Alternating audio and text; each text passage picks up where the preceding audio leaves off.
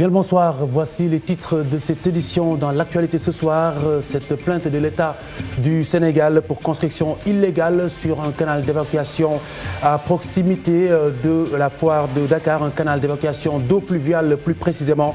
La zone sujet donc à proximité du centre de formation sénégalo-nippon et sous les eaux. Construction jugée anarchique, qui ont accentué justement l'inondation du site. Et puis les agressions meurtrières qui grossissent les rangs des orphelins. Une ménagère a succombé à des coups de couteau à Keur Massar. Vous verrez le désarroi d'un mari abandonné par défaut.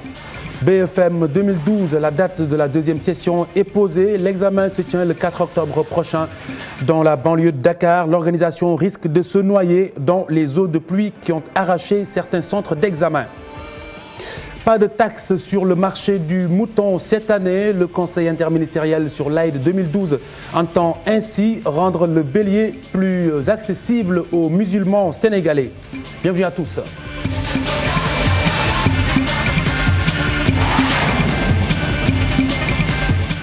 L'État du Sénégal qui porte plainte pour construction illégale sur un canal d'évacuation d'eau fluviale. La zone se situe à proximité du centre de formation technique Sénégal-Japon, à côté de la foire de Dakar. La zone est actuellement sous les eaux après, bien sûr, les dernières pluies diluviennes, des constructions jugées anarchiques et le déversement d'ordures ménagères sont incriminés. Nous y revenons en détail dans nos prochaines éditions. Nous vous parlons justement des sinistrés après ces inondations ou des sinistrés de ces inondations. Beaucoup de bonne volonté leur ont apporté un soutien matériel et financier. Eh bien, après la collecte chargée d'euphorie, d'altruisme mais également d'émotion, la distribution pourrait justement casser l'esprit de cet élan de solidarité. À Wakhinane Nimzatt par exemple, des bénéficiaires dénoncent un manque de transparence dans le déroulement de cette opération. Ibou Cissé, Fatou Bintou Konté. La distribution des dons collectés pour les victimes des inondations cause un véritable problème. À Wakhinane Nimzatt, les sinistrés trouvés au foyer des jeunes se plaignent de la méthode utilisée. Depuis ce matin, nous sommes là pour recevoir des dons. Mais on ne comprend pas la façon dont ces biens sont distribués. Ça laisse à désirer. On nous avait dit qu'on allait nous donner un sac de riz pour chaque famille, mais on se retrouve avec 4 personnes pour un seul sac de riz. Le gouvernement doit venir surveiller la manière dont est distribué les dons. On politise tout dans ce pays. Ce n'est pas normal. 4 personnes pour un sac de riz, alors que ce matin, 2 personnes se partageaient un sac de riz. Puis, selon ces sinistrés, les dons n'arrivent pas jusqu'aux bénéficiaires. Des personnes non concernées en profiteraient. Il faut qu'on laisse la ségrégation dans ce pays. Ils doivent distribuer ces biens aux bénéficiaires. Nous sommes très fatigués. Certaines familles n'ont pas encore reçu d'aide. Elles se contentent de voir les dons défiler à la télévision. On se contente de voir ces dons à la télévision, mais jusqu'à présent, nous n'en avons pas bénéficié. On doit nous venir en aide. Je n'ai pas encore vu de dons. Les gens parlent beaucoup, mais agissent peu. Il faut qu'on travaille pour l'intérêt général. Ces sinistrés, pour la plupart, disent être toujours dans l'attente des flux des télétons et d'une aide gouvernementale plus conséquente. Les effets collatéraux des inondations qui ruissellent sur l'organisation de la deuxième session du BFM 2012 dans la circonscription de Thiaroye. 3 des 11 centres d'examen sont sous les eaux. Amina Sow et Adam Ndao. À l'image de cette inspection départementale, plusieurs écoles sont sous les eaux dans la circonscription de Thiaroye. Un état de fait qui intervient à quelques semaines de la deuxième session du BFM. Lors des dernières statistiques que nous avions établies, sur les 28 écoles élémentaires, je ne parle pas des écoles privées parce que là il y en a en pagaille, mais sur les 28 écoles élémentaires, 22 étaient déjà inondées. Alors, il y en a qui l'étaient entièrement, véritablement, et il y en a qui l'étaient partiellement. Au moment où nous parlons, nous avons beaucoup d'écoles qui sont inondées. Je vous donne l'exemple de l'école élémentaire Babacar Senghor, qui faisait partie des centres retenus. l'école Keur Mbaye Fall 2 également, qui constitue un centre pour le BFM. Des mesures s'imposent pour vider les centres d'examen envahis par les eaux de pluie. Un report de la tenue des examens ne dépendrait pas de nous. Alors il faudrait véritablement une décision, un arrêté ministériel et qui s'appliquerait à l'échelle nationale. En attendant d'y voir plus clair, les candidats au baccalauréat anticipent sur les révisions. Nous ne savons pas comment les autorités vont prendre comment les autorités vont s'y prendre. Donc nous sommes là à attendre et nous ne savons pas comment faire. Pour l'examen, on dit octobre le 4 ou le 8, nous ne savons pas. Nous ne savons pas est-ce qu'il y a une date issue pour les examens. Le 4 octobre est la date retenue par le ministère de l'Éducation pour la tenue de la deuxième session du BFM. Mais à l'heure actuelle, plusieurs centres d'examen sont inondés. Ce meurtre présumé à Keur Massar, la victime est une femme, une mère de 3 enfants. Elle aurait été tuée par des agresseurs alors qu'elle rentrait de chez sa mère malade. Un mort de plus donc de cette série macabre qui remet sur la table l'insécurité autour de la capitale. Ses amis et voisins de Liberté 4 sont venus justement réconforter son mari, son époux, qui ne réalise toujours pas cette perte brutale. Ababakar Kamara et Louise Sarr. Amadou Faye aura du mal à oublier le lundi 3 septembre, une journée noire pour lui et sa famille. Pour cause, sa femme Rokhaya Diallo Faye a été poignardée à mort par une bande d'agresseurs. Les faits se sont déroulés à Keur Massar alors que celle-ci revenait de Grand Yoff après s'être enquérie de l'état de santé de sa maman. La mine triste, son époux, toujours sous le choc, peine à témoigner. Je suis sous le choc, vraiment, je ne sais pas ce qui s'est passé. Donc le constat est là, il est amer, donc j'ai perdu, mes enfants ont perdu, donc tout ce que je demande, c'est, je demande à l'État de prendre ses responsabilités pour que cela n'arrive pas aux autres. Donc, si on laisse à la population de régler ce problème, donc ça risque de créer une anarchie. Malheureusement, la zone n'est pas éclairée. Et ça, c'est la faute à la SNHLM, je ne sais pas où, la Sénélec. Les agressions, une équation à multiples inconnus à Dakar et sa banlieue, où les meurtres sont en recrudescence. Une situation qui a fini par installer la psychose chez les populations. Nous, parents, nous devons aussi être en mesure de dire à nos enfants de ne plus sortir à des heures. Personne n'ose plus rester quelque part jusqu'à 19h, 20h. Tu préfères passer la nuit avant d'être tué.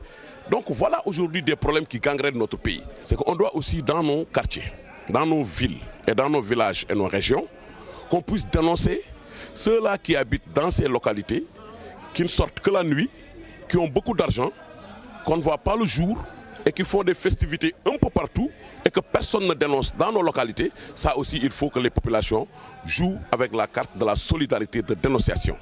Venus assister aux obsèques de la défunte, les parents ont saisi l'occasion pour s'insurger contre l'insécurité galopante qui gangrène leur localité. J'ai demandé dans un journal de la place de faire sortir l'armée pour venir en appoint. Parce que les hommes en tenue qui sont dans les casernes peuvent aider les populations. Donc je crois qu'aujourd'hui, il est temps que l'État nous aide par rapport à ça. Il faut qu'on sensibilise tous les jeunes du quartier afin de mettre un comité de veille avec des chartes et des conditions.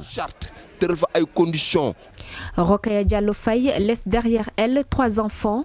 Elle repose désormais au cimetière musulman de Yoff. Ses bourreaux, eux, courent toujours.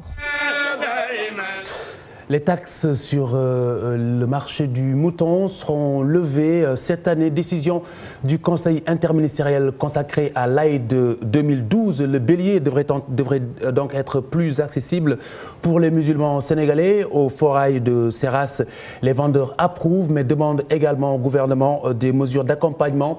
Nous y revenons dans quelques instants pour parler avant de la recherche agricole et de la modernisation des technologies de l'agriculture au Sénégal. La Banque mondiale débloque plus de 31 milliards de francs CFA, un plan de financement qui a été révélé lors d'un atelier autour de la question. Écoutez le représentant du ministre de l'Agriculture au micro TFM de Louise Sarr. Dans la mise en œuvre du PEGNA, nous l'avons rappelé tout à l'heure, déjà j'ai cité un programme qui s'appelle le programme d'appui à la productivité agricole en Afrique de l'Ouest, le WAP, qui regroupe le Sénégal, le Ghana et le Mali. qui est un programme qui a démarré depuis pratiquement 5 ans. Nous venons de terminer cette première phase-là. Et je vous ai rappelé que le 24 août dernier, déjà, nous avons signé par le ministère de l'économie et des finances, avec la Banque mondiale, un programme de deuxième phase de 60 millions de dollars. Donc nous avons démarré, sans compter d'autres types de programmes qu'on ne peut pas citer ici. Il y en a tellement que vous ne pouvez pas vous imaginer. Le PEGNA du Sénégal, c'est 2215 milliards de francs CFA, répartis entre l'agriculture, l'élevage, la pêche, l'environnement, le commerce, avec aussi l'ensemble des activités au niveau transversal qui constituent un petit peu les aspects institutionnels. Reprise timide des cours au lycée moderne de Dakar, des classes de renforcement et de consolidation dans le cadre du calendrier alternatif proposé par le gouvernement du Sénégal. Le ministre de l'Éducation avait réaménagé, je rappelle, la programmation de l'année scolaire suite aux nombreuses perturbations des cours à cause de la série de grèves des enseignants. Atanarba et Mariemba. L'organisation de ces cours de consolidation et de renforcement des enseignements est une première. Le programme concerne une quarantaine d'établissements de la capitale. Au lycée moderne de Dakar, où l'ambiance est morose, les élèves fustigent l'absence des professeurs. Il y a certains professeurs qui ne sont pas venus, surtout les professeurs pour les matières dominantes ne sont pas venus. Ce matin, j'ai rencontré le prof d'anglais, mais je lui ai dit qu'il y a des autres élèves qui ne sont pas venus. Je les vois traîner à l'école, mais ils ne viennent pas dans les salles de classe pour faire cours. D'autres professeurs sont venus et d'autres ne sont pas encore venus. Et nous voulons étudier. Le censeur des études du lycée donne les raisons de ces absences. Ils ont tenu une assemblée générale, n'est-ce pas, sous le couvert du CUSAMS, bien sûr, le syndicat des enseignants là. À l'issue de leur assemblée générale, je pense, ils ont décidé de ne pas faire les cours de remédiation du mois de septembre, n'est-ce pas? C'est ça que le représentant nous a fait savoir.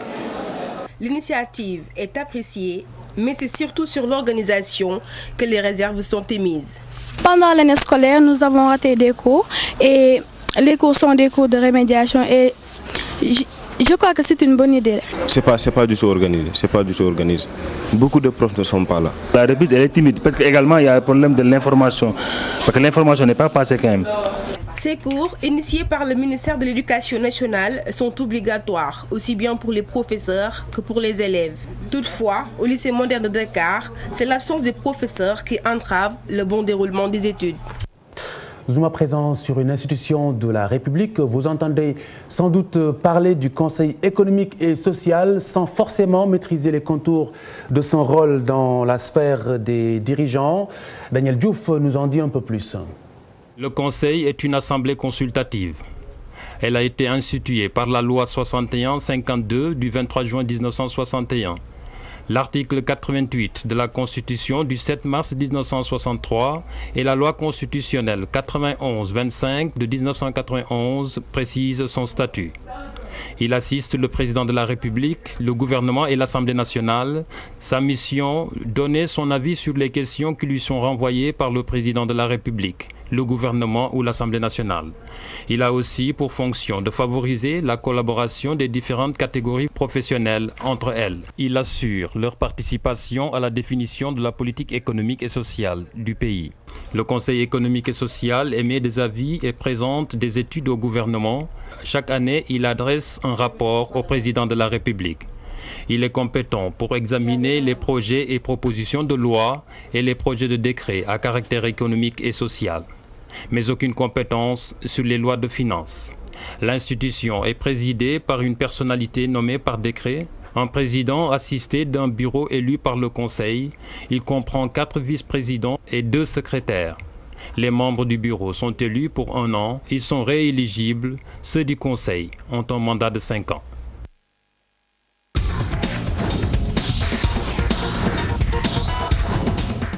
La page des sports, Ibou Diouf, bonsoir. Bonsoir Khalifa. La page des sports avec d'abord la Coupe d'Afrique de basket des moins de 18 ans chez les filles qui se prépare. Effectivement Khalifa, et dans cette optique, les membres du comité d'organisation sont connus. C'est à la suite d'une réunion qui s'est tenue au stadium Marouis Ndiaye. Ce championnat d'Afrique des filles des moins de 18 ans se tiendra à Dakar du 20 au 29 septembre, suivant ce reportage de Abdou Aziz Ndiaye et de Mardian. Les membres du comité d'organisation pour le championnat d'Afrique de basket féminin des moins de 18 ans à Dakar sont connus. Cela fait suite à une réunion pilotée par le ministre des Sports, Malick Gakou. La composition du comité d'organisation s'établit comme suit. Président, Elhadji Amadou Gaye. Vice-président, Serigne Baye.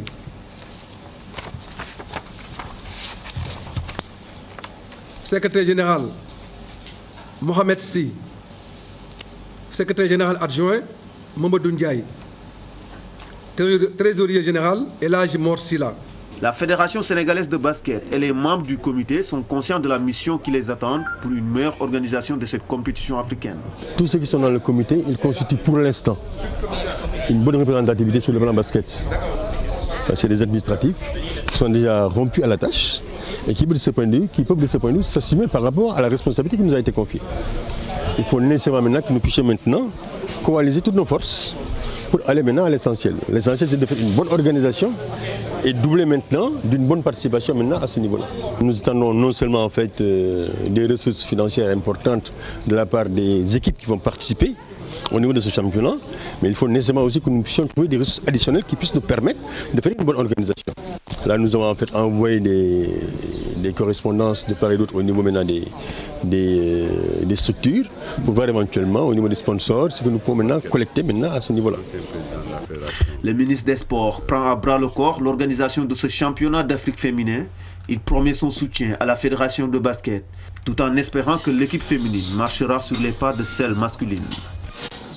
Merci donc Abdoulaziz Ndiaye. Et en football, rencontre Côte d'Ivoire-Sénégal comptant pour les éliminatoires de la Coupe d'Afrique 2013 en Afrique du Sud. Deux forfaits donc dans l'équipe nationale du Sénégal. Il s'agit de Pape Ndiaye Souaré et de Moussa Sow. Ils ne vont pas prendre à cette rencontre. Mais les autres Lions rassurent. Et pour Papis Demba Cissé, la motivation est de taille. Suivons Papis Demba Cissé au micro de Cheikh Sadibou Diarra.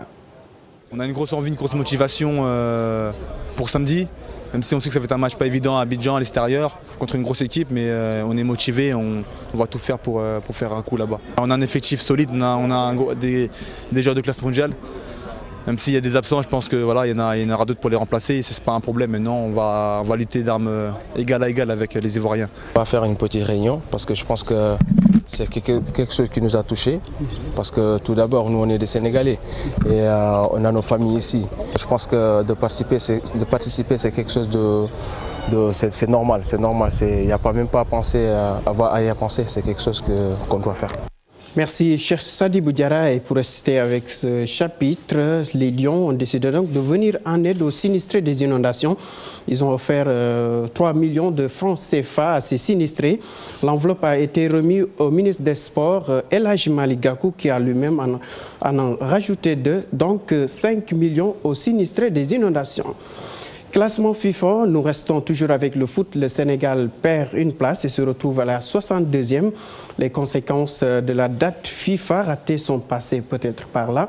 La Côte d'Ivoire, prochain adversaire des Lions, occupe toujours la 16e place et la première en Afrique. L'Espagne domine toujours ce classement, suivi de l'Allemagne et de l'Angleterre. Toujours en football, championnat du Sénégal Ligue 1, la Casa Sport champion fêté en héros à Ziguinchor. Plusieurs centaines de supporters étaient donc à l'accueil. Bakary Konté et Thierno Laurent Mendy ont assisté également à cette manifestation. Le Casa Sport a été accueilli en grande pompe à Ziguinchor. Les supporters du Casa ont envahi les différentes rues de la capitale régionale pour manifester leur joie. Ils se sont ensuite dirigés chez Jules François Bokandé. Nous remercions le Tout-Puissant. Lui seul peut tout faire. Depuis que notre papa Jules est décédé, nous avons discuté entre nous pour voir comment gagner ce championnat. Pour le lui dédier, nous nous sommes donnés sur le terrain pour lui. Nous aurions remporté la Coupe de la Ligue, que ça n'aurait pas eu le même sens, parce qu'on l'a déjà remporté il y a 2 ans. Nous aurions remporté la Coupe nationale du Sénégal, ça n'aurait pas le même sens, parce que nous l'avons remporté il y a 1 an. Mais pendant 50 ans, on courait derrière le titre de champion du Sénégal, que nous n'avons malheureusement pas obtenu. De son vivant, il avait un groupe extrêmement talentueux qui pouvait le faire. Dieu en a décidé autrement. Et à l'occasion de cette perte douloureuse, toute notre pensée est allée vers lui et les joueurs, l'encadrement technique, administratif, les supporters.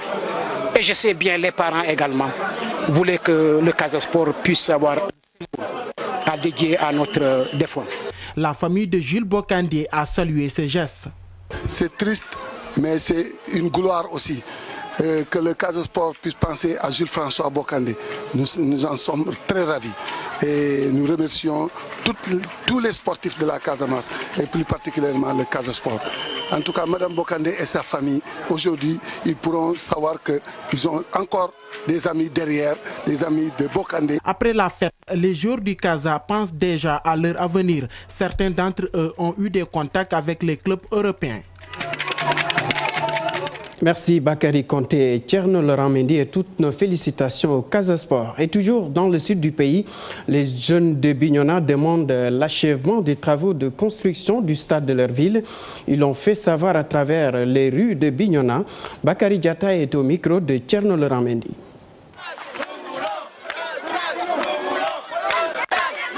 Au niveau de Bignona, de boycotter les Nawetan parce que nous n'avons pas. Ce n'est pas boycotter pour boycotter seulement, mais c'est parce que nous n'avons pas un terrain où évoluer. Cela date de très longtemps, c'est depuis 2010 que nous avons eu écho que le stade est réceptionné. Donc cette année, c'est apparu sur la table qu'il y a des documents attestant la réception effective des travaux du stade. Bon, mais cela n'engage que l'État. Nous, ce qui nous importe aujourd'hui, c'est la réception effective de notre stade, que nous ayons un stade où évoluer. Maintenant, ce qui va de la juridiction, cela sera du travail de l'administration, que l'État s'occupe de chercher où sont passés les fonds alloués à la construction du stade de Bignona. Bon, donc à un moment donné, il s'était agi d'un montant de 210 millions qui était alloué à la construction d'une tribune à Bignona que nous n'avons jamais vu. Donc c'est déplorable aujourd'hui que des choses pareilles se constatent au niveau du Sénégal et particulièrement à Bignona, parce qu'à un moment donné, nous nous demandons est-ce que nous faisons partie du Sénégal. Merci Thierno Laurent Mendy et Khalifa Diakhaté. C'était tout pour la page sport. Merci beaucoup Ibou Diouf. Nouvelle rubrique pour terminer, une rubrique ponctuelle dans la perspective de la déclaration de politique générale du chef du gouvernement. Les diplômés chômeurs qui ouvrent le bal de ce DPR. Et puis, c'est l'intitulé DPR, l'intitulé de cette nouvelle rubrique, déclaration de politique générale. Dans un instant, nous entendrons Birahim Saounera avec Ababakar Kamara. Ababakar Kamara, Birahim Saounera, probablement dans nos prochaines éditions. Mesdames, Messieurs, merci de nous avoir suivis et suivez également cette nouvelle rubrique dénommée DPR dans la perspective de la déclaration de politique générale du chef du gouvernement. Ce sera donc malheureusement l'ouverture du bal à partir de demain. Bonne soirée et au revoir.